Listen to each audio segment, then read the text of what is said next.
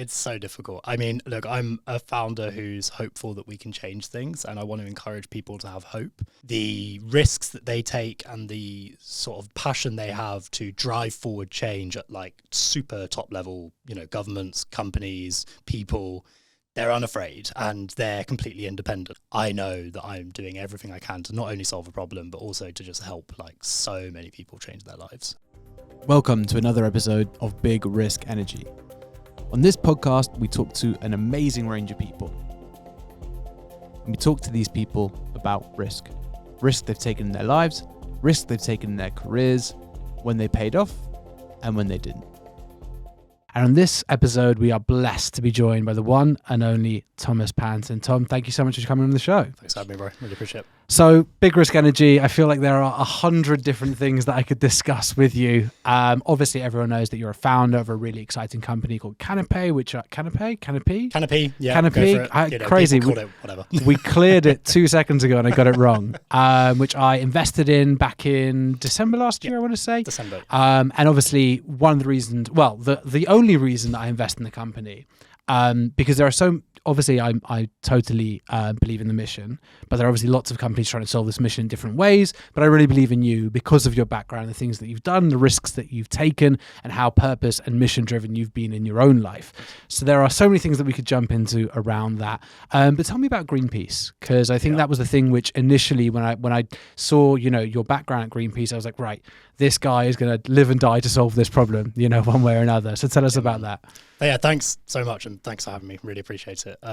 I think that my career really started at Greenpeace, but it wasn't really where I started my journey as a founder. I was actually a international swimmer before I went to Greenpeace, and had always thought that I was going to do that, and had never intentionally thought about doing anything else. Wow! So as in you always thought you were going to be a swimmer full time? Get sponsored, go to the Olympics, do that whole thing.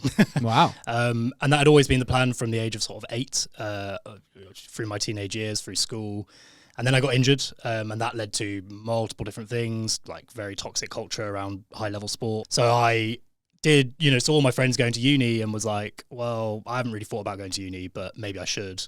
And sort of was like, okay, I'll run my hand down a list. I'll pick a subject that sounds interesting and I'll go. So I went and did politics and international relations at the University of East Anglia, and met someone who was working for Greenpeace. And obviously I was learning so much about like global powers and like relations, and obviously climate change was a part of that. And I come from a sort of like climate conscious family. And so it was in my sort of scope, but as I said, never really part of the like plan.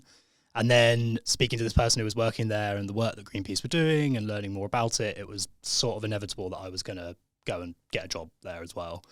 So it's exactly what I did. Just went and, started as a foot soldier fundraiser.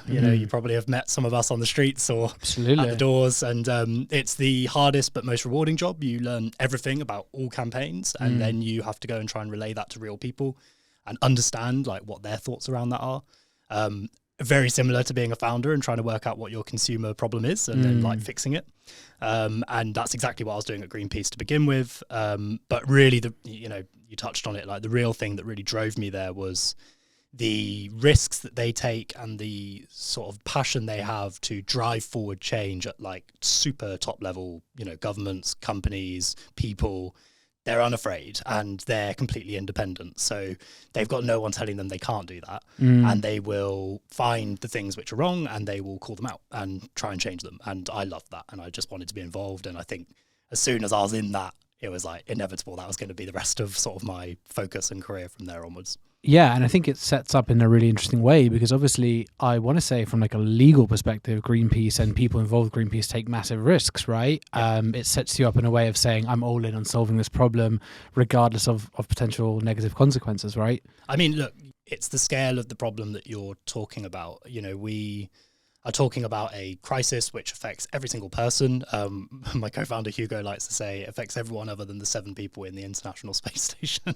But inevitably it will affect them too when they come back down. Because of that, you just put everything on the table and you just go, look, if we're going to solve this problem, you can't be afraid to take risk. Like, it's different as well though, right? Like individuals have different risk sort of appetite. Sure. We see that every time, and particularly as founders. And I think that For Greenpeace and organizations like Greenpeace, that risk appetite is higher because we're more willing to put ourselves on the line to solve a bigger problem. I would say that there's a difference between Greenpeace and a lot of other organizations. You'll see that a lot of sort of newer activist organizations are very targeted at disrupting society in general, for better or worse, and it has brought the conversation very forefront, not always positively, whereas Greenpeace are sort of lobbed in with that, but they are quite different. They don't target people, they target organizations, companies. They don't disrupt people getting to work or ambulances. They go and actually change big companies. And the other thing that 98% of the work that's not seen is sitting around a table and providing solutions to those companies, not just saying you're the bad guy, change it, but actually going, you're the bad guy, sure, but like, let's make a change and let's work together to make sure that you're the good guy, right? Yeah. And I love that. Solutions over just like doom. And I think that if you're going to sort of put everything on the line, don't just do it for nothing. There's got to be an end goal. And for me, that's what I really found very attractive about working for an organization like Greenpeace, was that we were always focused on a solution.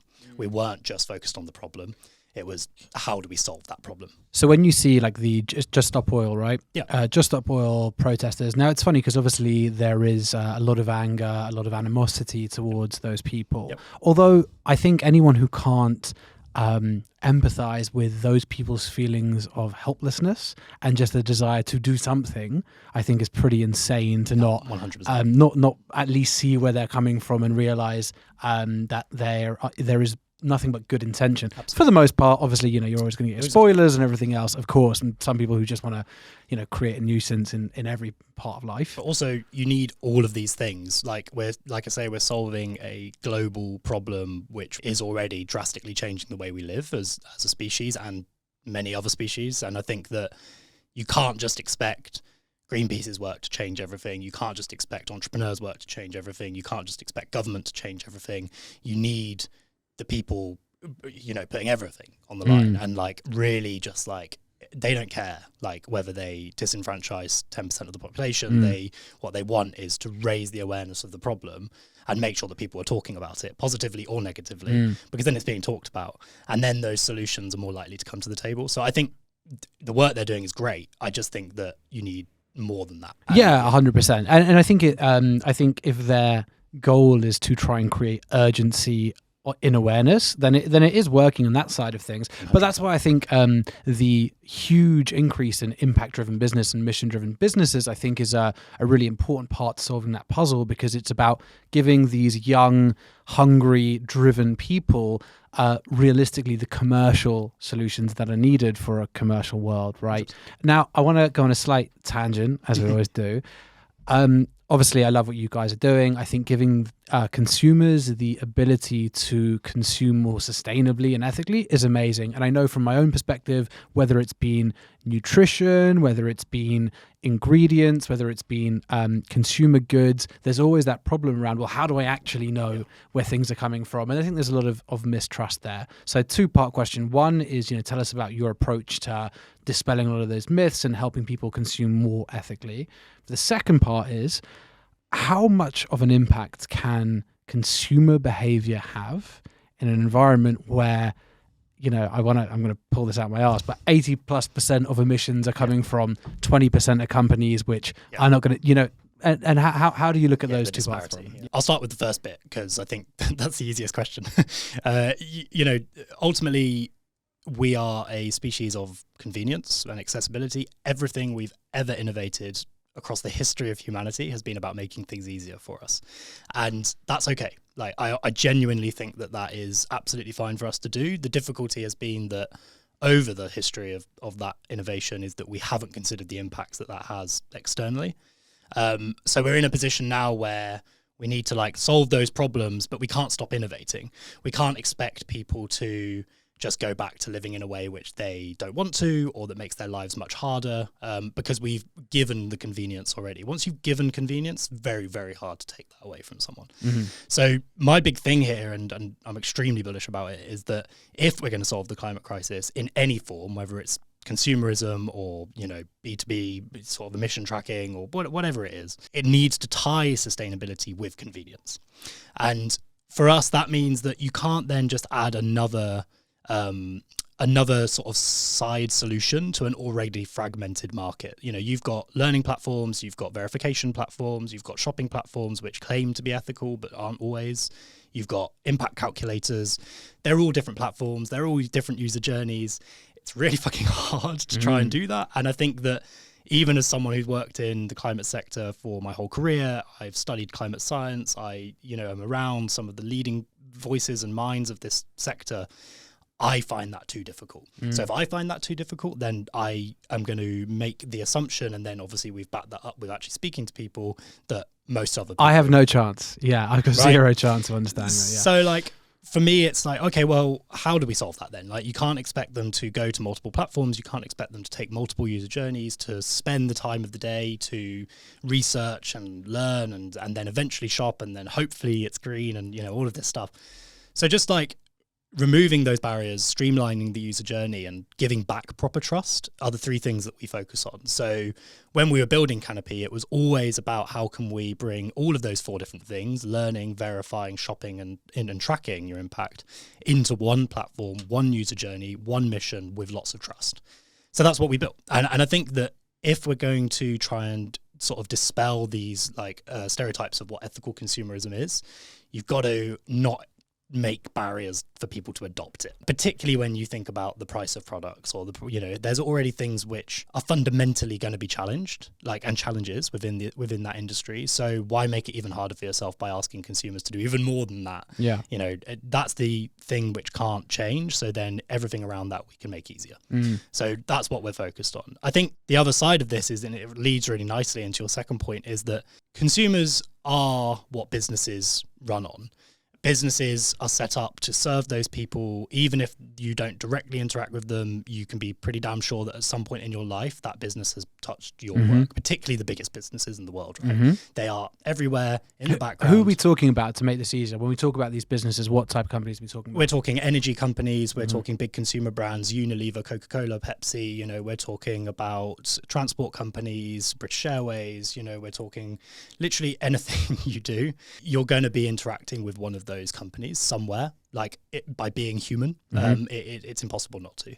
Those companies and the companies that surround them, particularly energy companies, and particularly sort of the sectors that they serve, which is everything, then how, as a consumer, can we change that? Well, you can change that by supporting companies which are changing that status quo. And you might not seem like much as an individual. You make one swap, sustainable swap. What difference does that have compared to Coca-Cola producing 100 billion single-use plastic bottles every year? It's nothing. But when billions of people make that same swap or change, you're not only moving away from the organization that's, and hopefully they then see that and change, but also you're supporting a different company which is doing better. And by doing that, you're growing a new type of big business eventually, which is built on the foundations of being more ethical or being more sustainable. So I'm not saying that by doing this, we as individuals change our, as an individual, you change the impact of the world. I'm saying that if you provide a solution which they can easily swap over to, which gives them the same convenience but less impact, then by doing that, you're not only encouraging change of those initial big companies in the background, but you're also supporting the next big businesses which will make the change. I mean, a really good example of this is Octopus Energy in the UK, right? They have made an energy company which is running on renewable energy. They're obviously not the only one, but they're probably the biggest now. And I think that it's as easy to be with them as it is to choose British Gas. For sure, yeah. In fact, it's cheaper in a lot of ways. And you're going to get better customer service for sure. And I think that... Do you want to give the referral code now? Yeah. I'm a big, I'm selling, listen to me. No, but the point is this is a really good example of an industry which is the industry behind everything, the energy industry. And there are companies already providing convenience with sustainability in there, so that you as a consumer, all you have to do is switch your energy company, and you're having an impact, but you're also supporting a company which is going to change that, and that's going to pressure. I mean, we see it, right? Shell, BP, these big oil companies are now starting to invest in renewables because they understand that's where the market's going. They understand they need to, although whether the shareholders would agree with that's a different question.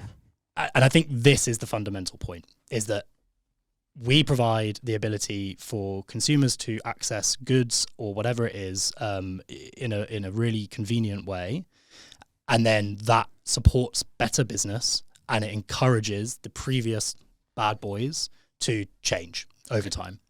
And that's how we solve the problem. I think it's a really good one. Octopus Energy is a great example there, because I was thinking, when you were speaking previously, how does that impact the world of transport? And when you've got, because I mean, can you get to a point where these companies that we want to support, so that they become big companies from an infrastructure supply chain perspective, it's then going to always come back down to what's the modes underpinning the way that we consume these goods. But you're right, when you do have energy companies challenging the status quo in that way, then you could foresee. I was reading recently Cargo Zero. Really interesting startup. They're a few years old now, but raised like best part of $1 billion to build these totally electric cargo ships, and I think they're just getting the first products into market now, and it is exciting to see that. One question I have, and this may be totally impossible for you to tell me the answer to, so let's try.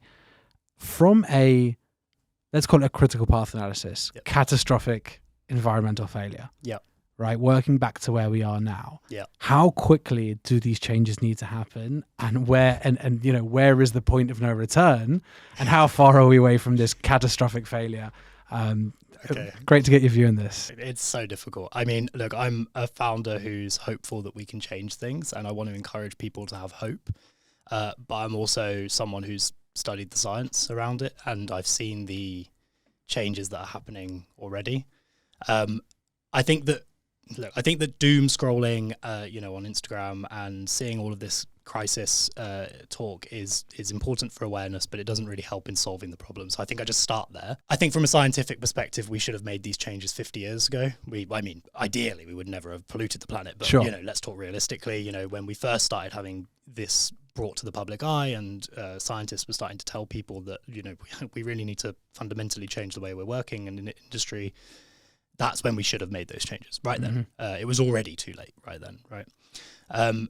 In 2015, governments came together and agreed in Paris to limit, temperatures from going up to 1.5 degrees. But forget it, we've already gone past that. There's no point in having that discussion, because it's something that we literally cannot do now. So what then, right?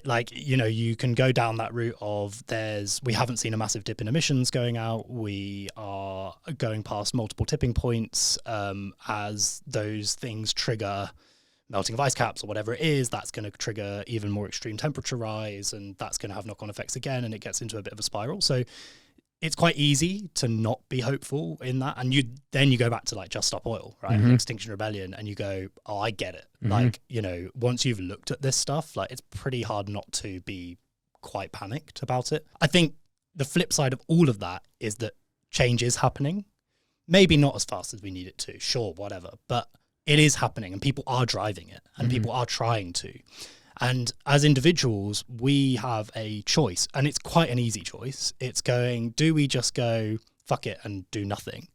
And that is not just for the entrepreneurs, politicians, but whoever it is. It's for the individual who has their 9 to 5, lives their life. They could go, fuck it, and do nothing. And that's haven't they?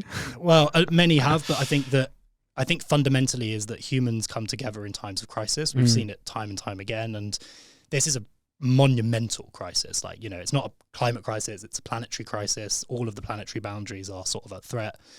But as I say, there are solutions being built. We spoke about Octopus Energy, Canopey in terms of shopping. There's transport companies, Uber now gives you the first option is to get an electric ride.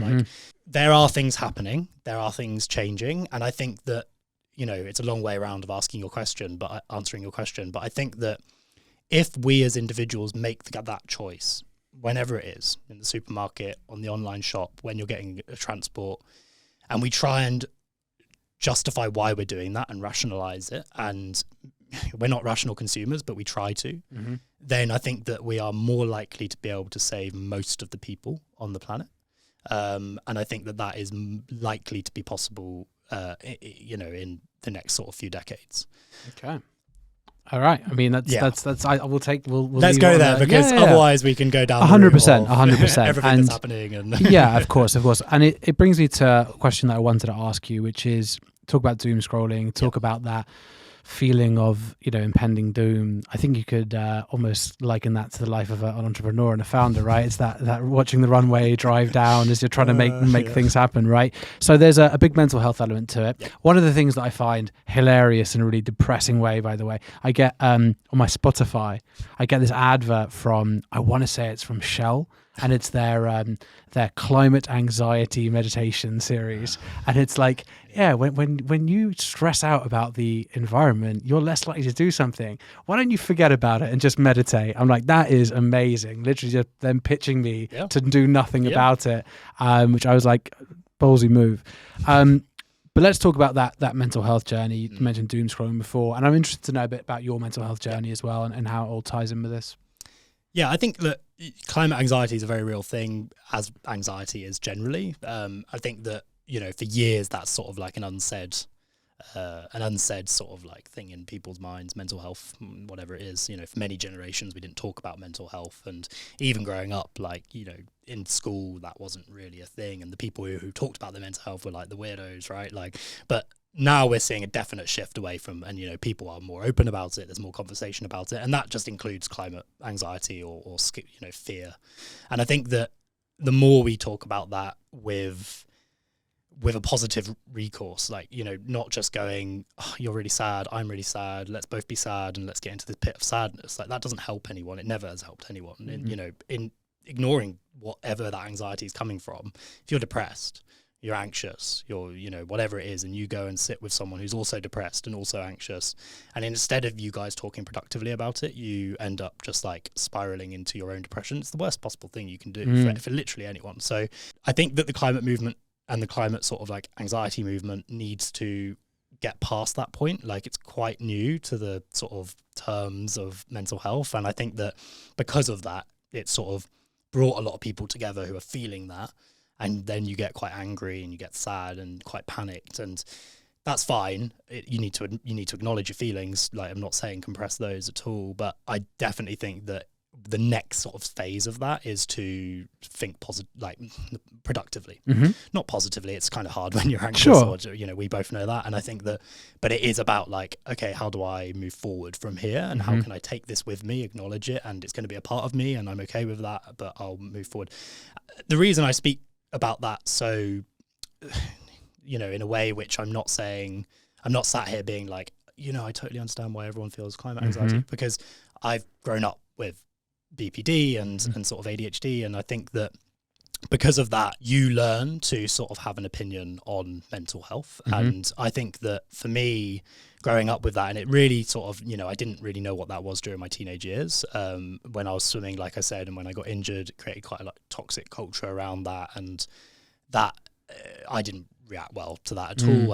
I thought it was just because of, the situation I was going through, but probably overreacting quite a lot. And no one really understood why. I know my parents definitely didn't. And then sort of coming out of that and going to uni and getting some help from sort of therapists and counselors and stuff, like, you start to understand why you're feeling a certain way. And then you learn how you can use that to either be a benefit to you, or you can let it sort of drag you down. And I'm not saying it's easy to get to the former of those. It definitely takes me a long time. It's a lifelong journey. Yeah. And in my experience with ADHD, of course. Yeah. And with my experience with ADHD, and thank you for sharing that, Tom, it's, just when you think you figured it out, the next one comes along and it's like, oh, okay, my system for making my brain fit in this box, which has sort of been working, no longer works for me. Yeah. So it's a constant journey of rediscovery on that part, totally. And I think as we learn more and more science comes out around it, and I think it's a really interesting moment within neuroscience where there is so much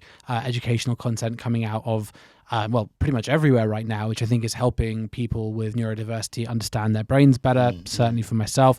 But so ADHD, get it. Tell me about BPD, because I don't really know about it. It's still quite new. I remember I got diagnosed when I was like 18, nearly 19, and it was something that they were, I literally think my sort of psychotherapist at the time was like, so this is like a new thing that we're still getting research on. So you've always been an early adopter, basically. Yeah. And I was like, okay, this doesn't make me feel like super confident about what you're diagnosing me with. Sure. But there was lots of sort of new research happening around it, and we were talking about the fact that you've got personality disorders across the spectrum, and most people, when they think of that, think like dissociation, and like think about like split personality disorder, and schizophrenia, and all of these things, and they're all on that spectrum.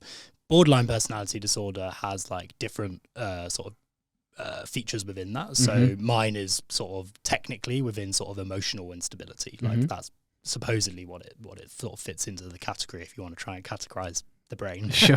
And right at the beginning of that journey, when they first diagnosed and we went through sort of group therapy with it and then individual counseling, a lot of that conversation was just around like different emotions. So I think that often with a lot of mental health, there's a label for it, but generally what it comes down to is like how you're managing your emotions, essentially.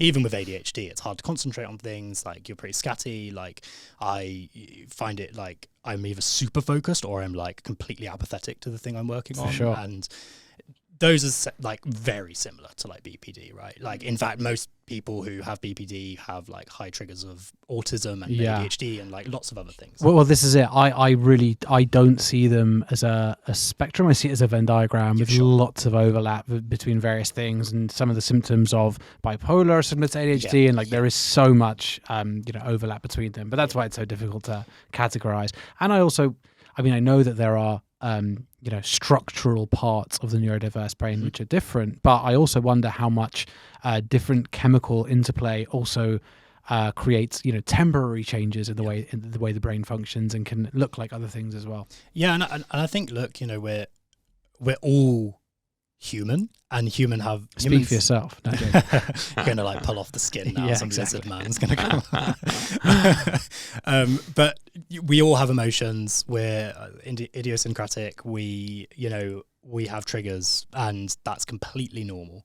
And I think that it's very easy for us to see normality as not having any of those things. And I think that's where we've got it wrong generally over the last few decades of sort of mental health and research and like being public about it. So the big thing for me is when I'm talking about my mental health is like, these things, of course, like are more extreme for me. Sure, like I feel these fluctuations possibly more than the sort of average person, but everyone feels those fluctuations still.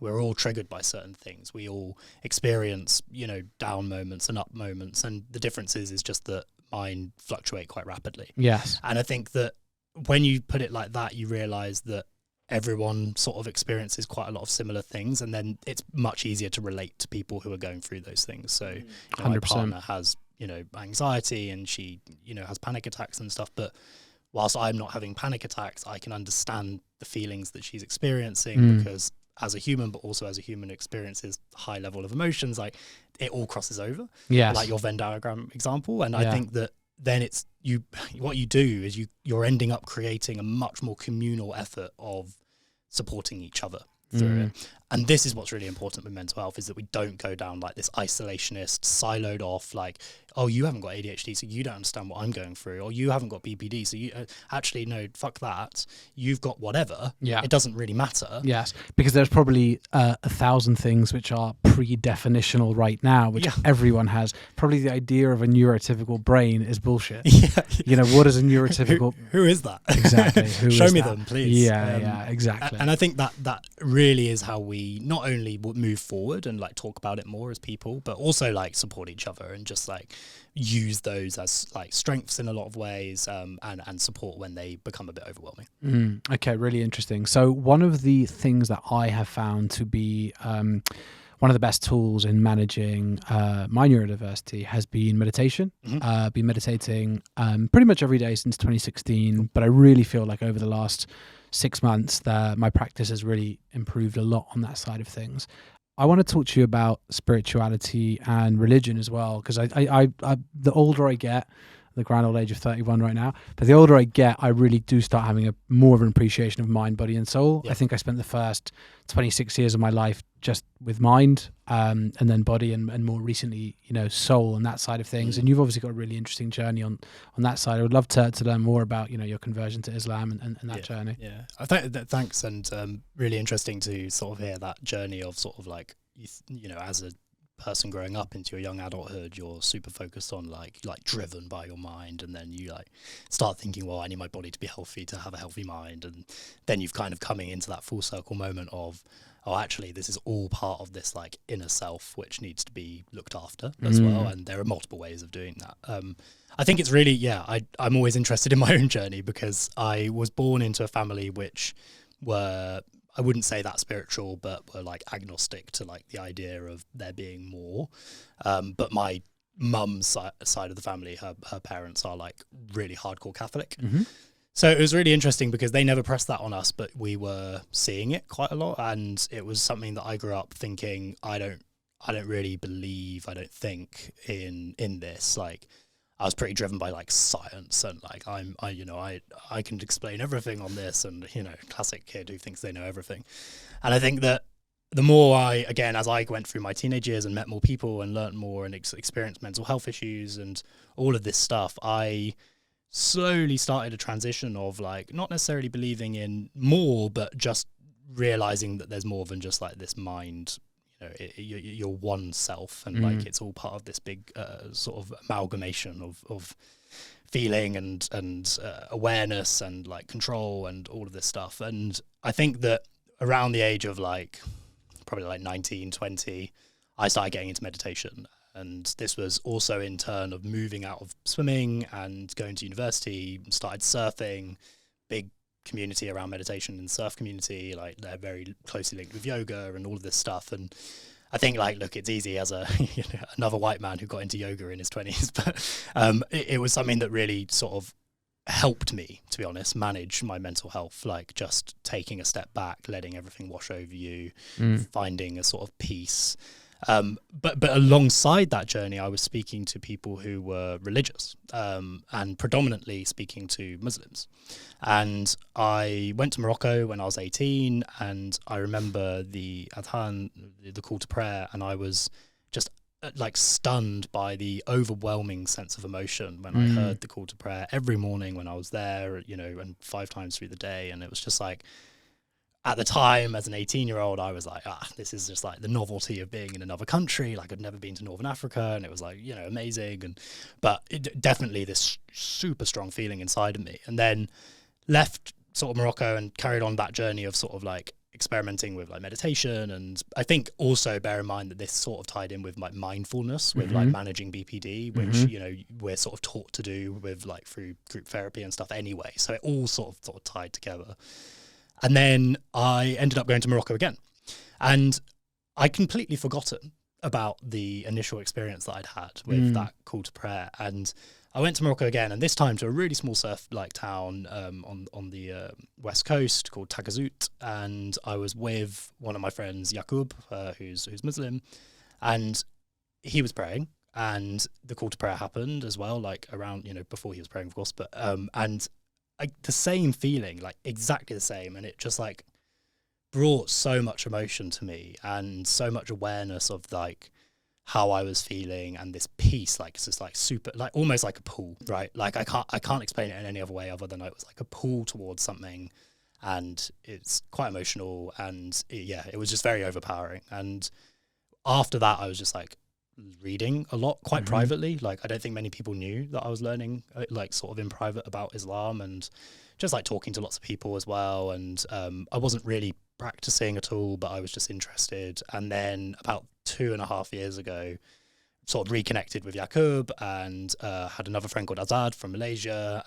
I met my partner who is Malaysian as well, and lots of like conversation about Islam. And then Azad invited me to the mosque for during Eid, and actually before Eid, during Ramadan, I practiced Ramadan for the first time, and I wasn't really practicing Islam, but I went every day to the mosque. I fasted every day, and people were like, "You don't have to do this every day. You're not Muslim." And it's like, yeah, but I want to. Like something is telling me I need to. It was that calling inside. Absolutely, and again, every time the call to prayer, and just like ever-ending sort of drive and like surge of emotion and pull towards this thing.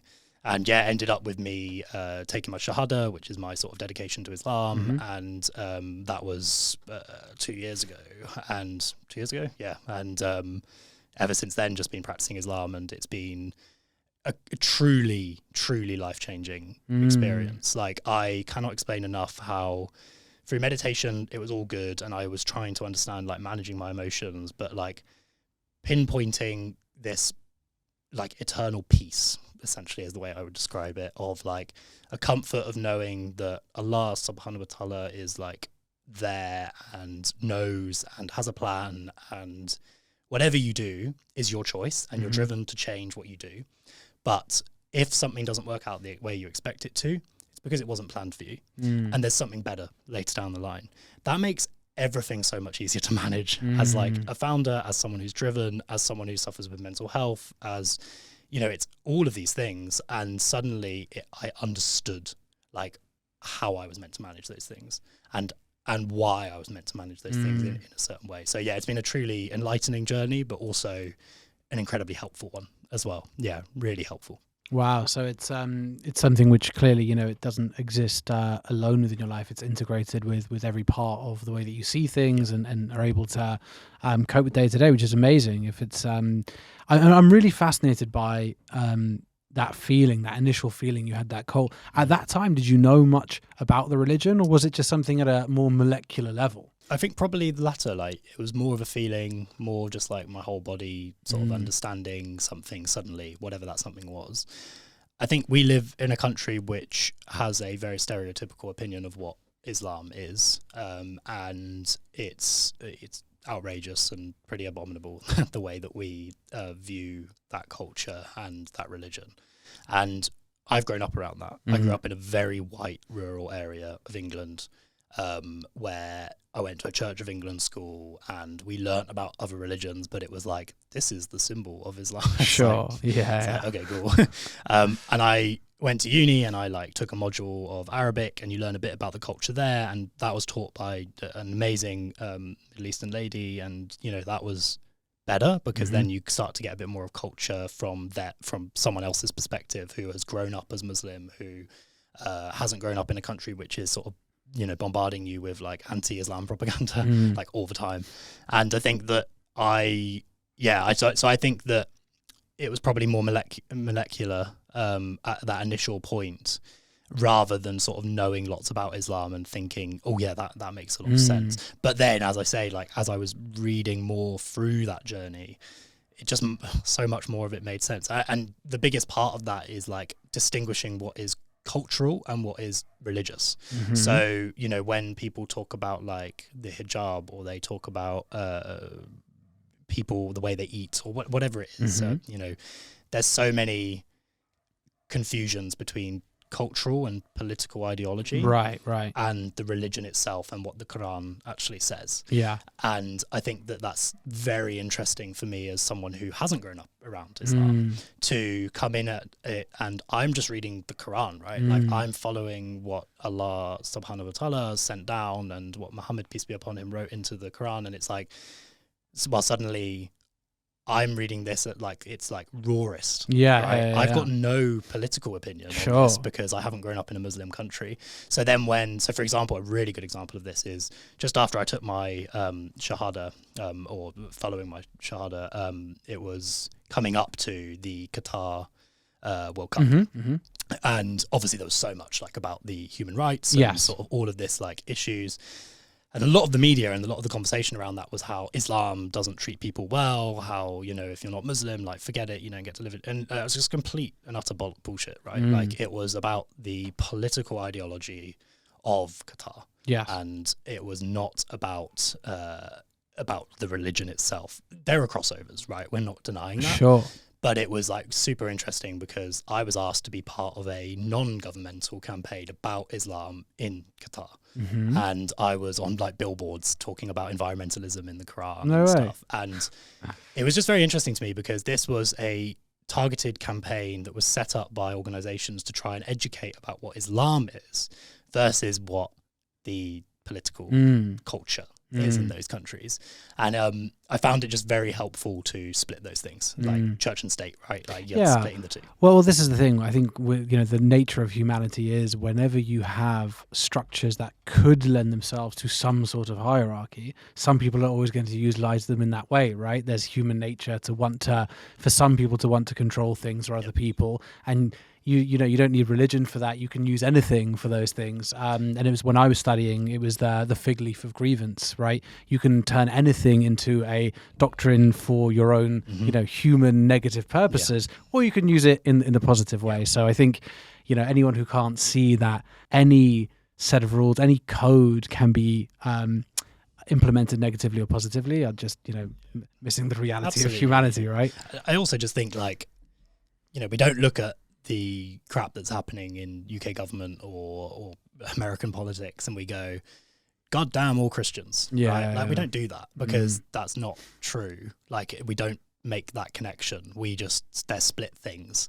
So why do we look at Middle Eastern countries or Southeast Asian countries and we go, oh, that's terrible Islam? And it's like, why? Like what? They're different things. Yeah. Yes. Okay. The dominant religion is Islam in those places, but it doesn't mean that the politics is Islam. Yes. It means the politics is culture. Yeah, and I think I want to get your view on this. The more that, and it's so difficult to tell, right? Because we all live in our echo chambers. Right, I don't interact with enough people in reality to actually understand what's going on in reality, if reality is even real or a thing. But from what I see on my personal feed, right, which is therefore a clear, accurate representation of what everyone else sees, at least I think there is more of an understanding that there is that very clear separation between, governmental actors, and we need to look no further than what's going on in our own government to understand that what people are doing at that level, often 99% of the time, does not reflect my opinion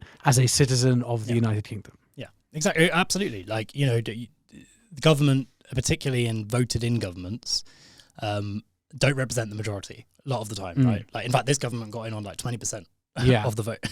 So it's like, and that was not this prime minister. This was like a completely different prime minister, like however many that was ago. So I think like we have to just take a step back and go, okay, we understand that our political system doesn't represent the majority, but it's done in a way which is meant to represent like enough of it. So therefore we can't look at other political systems and go, oh, that must be the opinion of all people who live in that. Like, come on. Like, If only it was that simple, right? I wish it was that simple because then it'd be easier to sort of make changes, right? But we can't do that. So Exactly that. All right, cool. A few questions I want to ask you that I ask everyone. What's the single biggest risk you've taken and what was the outcome? I think the biggest risk I've taken was leaving Greenpeace and setting up my first company. I had very little savings. I come from a pretty poor family at the time after the financial crash just like decimated everything. So it was like, I am purely responsible for how this goes. And it was fine. And then the pandemic came and it was like, just got rid of that. So it was like, the biggest risk was just going, I'm going to take the jump. And I truly believe that I can make the change and it's going to be successful. Amazing, and it's been really exciting to see the journey so far, and excited to see where it goes from here. But I know that when you find your purpose, it's very, very different. I don't think it's I think impossible to give up on your purpose when you've discovered it. Whether Canopey changes and adjusts, and of course it will, because every business does, right? But when you're that purpose driven and assuming your team, and that's why you have such an amazing opportunity to find other mission driven people, I think there's no way that risk won't pay off. I appreciate that, and I think that particularly when it's like mission driven as well. Like, there's a lot of people with purpose. There's a lot of people with like an idea and like they're really driven by that idea, which is fine. And like, we need that because otherwise, as I say, we wouldn't get a more convenient lifestyle if not. But like when you're like trying to solve like a really fundamental problem, like whether it's climate crisis, human rights, like network, whatever it is, like helping people connect, whatever it is, it's like you are solving something so inherent to us as humans that you are going to solve it, right? Like whatever you do, it Canopey, let's say, changes, fails, whatever, like I will still be here working on solving this problem in some way or form. However, I'm damn confident it's going to be Canopey. Nice, love that. Okay, good. Anything that you wish you'd done differently? Yeah, there's a couple of things. I think that right at the beginning, so obviously with my first company, I think that I would have just been more willing to speak to people about it before I sort of just go with it. I think First time founder problems, right? Yeah, right. And also just like there's just this like real weird stereotype that if you talk about your idea that someone's going to steal it, and like I've never seen that happen. Yeah. And in fact, most people are just like, I would rather give you advice than try and do this myself. And I always think if they are going to steal it and they do it successfully, like good for them. Like, 100%. They're the ones to do it, right? I mean, it's only a founder mentality which has that. My idea is so brilliant that this person is going to drop their lives and do what I was going to do because that's how brilliant my idea is. I haven't executed anything yet, but just those words are so fantastic. This person is dropping their life to do what I was going to do. Right? So I think that would be sort of the first thing was just like, just speak to more people. Don't be afraid. Like, don't be afraid to change that as well. You know, work on that feedback. I think the second thing is just like, take a little bit more time before starting. It sounds so ridiculous because all the advice is to like get going, get feedback and get something out there and iterate on it. And I absolutely agree once you start, but it's that period before you start, which people don't talk about. And I think that actually there's no harm in staying in your job, taking a couple of months more and like working out why and what you're doing before you take the jump and start doing it. Just because like it's more likely that your startup or whatever you're going to do, whether it's a startup or an organization, it's more likely that that's going to be successful if you are really damn sure about like the why, the why you're going to do that. And that might include understanding sort of the feedback from people as well, right? Like it might even be a part of that. But I just think that before you start building, before you start sort of like trying to get something out into market and trying to get feedback on it, just take a minute, take a breather. And I think I think I inevitably always wish that I take more time, but I think that's the thing. Finding your why. It's great. It's a great answer. Yeah. Okay. What are you proudest of? That's a good question.